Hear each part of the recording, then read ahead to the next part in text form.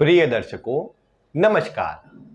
आज उपस्थित हूँ 12वें भाव की चल रही श्रृंखला में संन्यास योग के विषय में आपको बताने के लिए। संन्यास योग मोक्ष का योग एक जन्म कुंडली में किस प्रकार से बनता है, कब व्यक्ति अपना सब कुछ एक अच्छा घर बार छोड़ करके बाहर चला जाता है। देखिए, संन्यास की बात करेंगे और मोक्ष की बात करेंगे, दोनों में हालांकि भेद है, लेकिन प्रारंभ देखा जाता है 12वें भाव से, तो मुख्य रूप से दोनों को जोड़ करके मैं बताता हूं। सर्वप्रथम संन्यास योग की बात करें तो दो तरह से व्यक्ति संन्यास की ओर प्रवृत्त हो सकता है। पहला तो ये कि उसके पास सभी प्रकार की सुख सुविधा, इतना भोग विलास वो कर चुका है जीवन काल में कि अब इन भोग विलास में उसकी रुचि समाप्त हो गई है। ये भी कई बार देखने को मिला। व्यक्ति की कुंडली में अच्छे अच्छे धन योग थे, अच्छी सुखों के योग थे, उनने सब कुछ अर्जित कर लिया, उसके बाद जाकर के उसका जो मोह है उन सभी से भंग हो गया और उसने केवल और केवल फिर ईश्वर की शरणागति में जाना, केवल और केवल ईश्वर का ध्यान करना ही उन्हें उचित समझा, तो वो उसमें चला गया। तो ये भी कहीं ना कहीं संन्यास योग। अब संन्यास योग ऐसा नहीं कि व्यक्ति बस घर से ही निकल जाएगा, कहीं बाहर जाकर के रहेगा तो ही संन्यास योग। घर में रहते हुए भी कई बार ऐसा हो जाता है कि लोगों की जो रहने की जीवन शैली हो जाती है संन्यासवती हो जाती है। किस प्रकार? एक बात आप ये समझ करके चलिए कि जन्म कुंडली के अंदर कुछ योग होते हैं। मैं उस पर आऊं उससे पहले किस प्रकार का प्रभाव मैं बता रहा हूं आपको कि संन्यास योग के लिए जैसे व्यक्ति घर में रह रहा है लेकिन अपने काम से काम रखता है, ज्यादा किसी से कोई लेन देन नहीं, भोग विलास में कोई ज्यादा रुचि नहीं, प्रमुखता से केवल ईश्वर का भजन करना, अच्छे कार्य करना, सभी के लिए अच्छा सोचना, ये सब की जो प्रवृत्ति है ये संन्यास योग के कारण आ जाती है। व्यक्ति केवल पूजा पाठ में दिन भर लगा रहता है।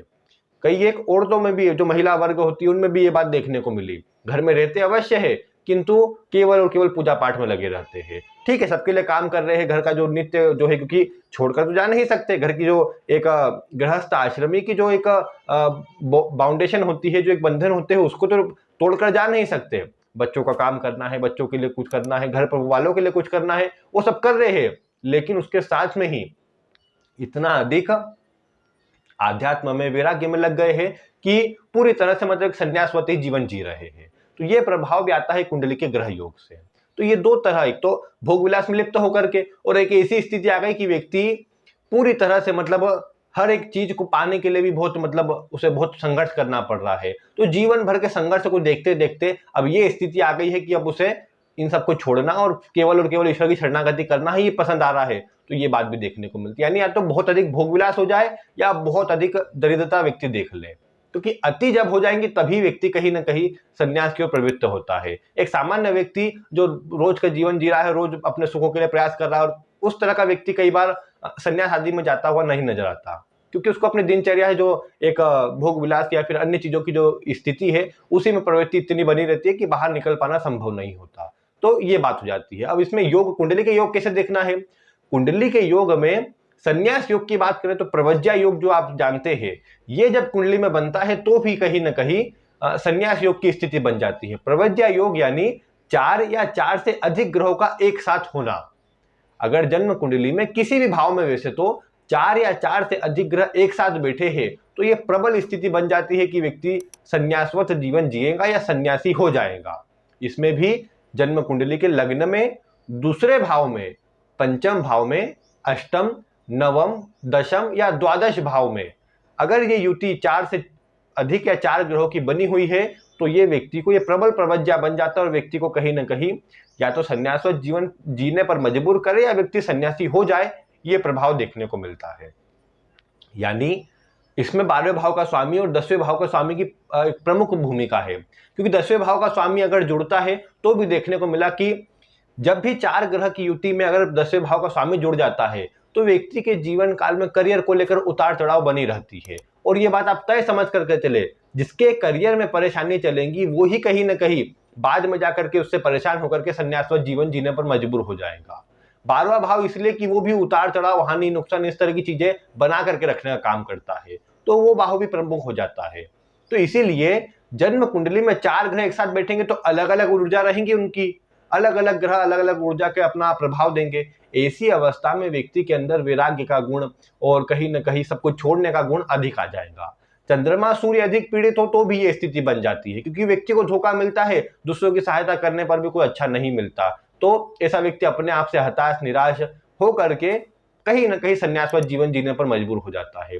जन्म कुंडली में शनि चंद्रमा हो, अब शनि चंद्रमा में वैराग्य का गुण होता है, क्योंकि मैंने बताया था शनि चंद्रमा व्यक्ति को दोनों ओर ले जा सकते हैं, या तो पूरी तरह वैरागी बना देंगे या तो व्यक्ति पूरी तरह बुरे काम करने वाला बन जाएगा। तो अगर कुंडली में अन्य ग्रह अवस्था हो तो शनि चंद्रमा, शनि राहु, इस तरह की युति में व्यक्ति वैरागी हो जाए, ये सामान्यतः देखने को मिलता है।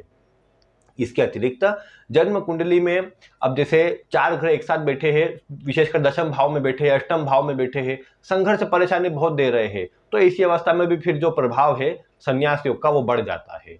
और जैसे जो बड़े बड़े संत आदि कुछ हुए हैं उनकी कुंडलियों में आप देख पाएंगे संन्यास योग उस तरह की स्थिति में बना हुआ भी है। तो ये सब चीजें क्या होती है कि कुंडली में जब 4 ग्रह अधिक होते हैं तो वो अलग अलग ऊर्जा उत्पन्न कर लेते हैं। उस भाव में कोई शुभ ग्रह हो, कोई पापक ग्रह हो, तो वो सब अलग अलग ऊर्जाएं आपस में मिलकर कहीं ना कहीं परेशानी उत्पन्न कर देती है। और कई बार इसका प्रभाव व्यक्ति को अच्छी उच्च सफलता आदि भी दिला देता है, और वो सब मिलने के बाद व्यक्ति सब कुछ छोड़ करके चला जाए और सन्यासी जीवन जीने लग जाए, ये सब बातें आ जाती है। इसमें विशेषकर चंद्रमा सूर्य का एक महत्वपूर्ण रोल है, क्योंकि व्यक्ति का मन मस्तिष्क वही बताने का काम करते हैं। लग्नेश की भूमिका भी रहती है कि लग्नेश निर्बल है, कमजोर है, तो व्यक्ति को कहीं ना कहीं फिर वो मतलब जीवन में उतार चढ़ाव संघर्ष बहुत रहा और व्यक्ति ने बाद में जाकर के संन्यासवाद जीवन जीने लग गया। शनि की भूमिका भी है। शनि, आप जानते हैं कि शनि कहीं ना कहीं विरक्त करने वाला है, सभी संबंधों से दूर करने वाला है। शनि राहु हो, शनि चंद्रमा हो, लग्न के साथ में शनि का संबंध हो, शनि चंद्रमा का तो बता ही चुका हो, तो लग्न में शनि का ज्यादा मजबूत प्रभाव हो और व्यक्ति को जीवन में कुछ नहीं मिल रहा, बहुत संघर्ष कर चुका है, ऐसी अवस्था भी व्यक्ति को कहीं ना कहीं वैरागी या फिर विरक्त बना देती है।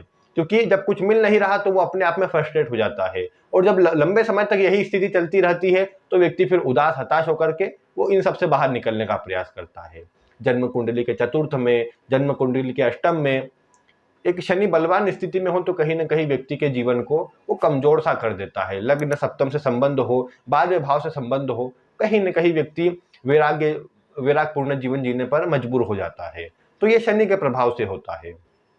इसके अतिरिक्त गुरु का प्रभाव है। आध्यात्म के प्रमुख कारक तो वही है। अब संन्यास योग बता रहे गुरु, पता चला ऐसे कोई संबंध में नहीं कि व्यक्ति वैरागी बने या कोई धर्म का एक छोटा सा काम भी करे, तो ये बात गुरु के लिए भी देखना जरूरी है कि गुरु किसी प्रकार से इन सब ग्रहों में पीड़ित है। गुरु शनि साथ में है तो व्यक्ति कहीं ना कहीं पूरी तरह धार्मिक आध्यात्मिक चीजों में लग जाएगा। गुरु की राशि में शनि है तो भी व्यक्ति आध्यात्मिक चीजों में लग जाएगा। तो लाभ भाव में गुरु हो, नवम भाव में गुरु हो, लग्न में हो, पीड़ित हो रहा हो, किसी प्रकार से कमजोर हो रहा हो, निश्चित आप समझ करके चले कि व्यक्ति को विरागपूर्ण जीवन प्रदान करता है। अब सुख होते हुए भी व्यक्ति की रुचि ना रहे या फिर कहीं ना कहीं आध्यात्म में इतना मन लग जाए कि व्यक्ति उससे बाहर निकलना ना चाहे, ये सब बातें होती है। और अधिकतर कुंडलियों में देखेंगे पीड़ित चंद्रमा तो व्यक्ति को वैरागी बना ही देता है। उसमें किस तरह की स्थिति फिर व्यक्ति को कितना आगे तक ले जाएंगी वो कुंडली के अन्य ग्रह योग पर निर्भर करेगा। क्या उसी से फिर मोक्ष आदि के लिए मार्ग बनेगा, वो भी कुंडली के योग से निर्भर करेगा। मतलब व्यक्ति का खैर कार्य तो है, जैसे मैं बता चुका हूँ, मोक्ष के लिए कोई भी ये बोलता है कि हाँ कुंडली में योग है मोक्ष मिल जाएगा, कुछ भी नहीं मिलना। क्योंकि अगर 12वें भाव में बोल दिया कि हाँ गुरु केतु की युति है, कोई ऐसी राशि में भी हो गई जो पूरी तरह मोक्ष को दर्शाती है, तो भी मैं कहूंगा मोक्ष नहीं मिल सकता। क्यों नहीं मिल सकता? क्योंकि व्यक्ति जीवन काल में केवल कुंडली के ग्रह योग से मोक्ष नहीं प्राप्त कर सकता। 12वां भाव मोक्ष को दर्शाता है, ये 8वें से 5वां होकर के मृत्यु का आनंद बोल लीजिए, मृत्यु का सुख बोल लीजिए, मृत्यु का एक ज्ञान बोल लीजिए। जब ये नहीं होगा तब तक तो व्यक्ति को मोक्ष नहीं मिलेगा। 12वां भाव क्योंकि मोक्ष भी और भोग भी है, तो किस ओर ले जाएगा, या व्यक्ति उसमें अगर मोक्ष के लिए उसका मन भी है लेकिन काम वैसे नहीं है, मन में ईर्ष्या है, दूसरे के लिए जलन का भाव है, अपने स्वार्थ की पूर्ति का भाव है, तो वो व्यक्ति को कैसे मतलब मोक्ष मिल सकती है?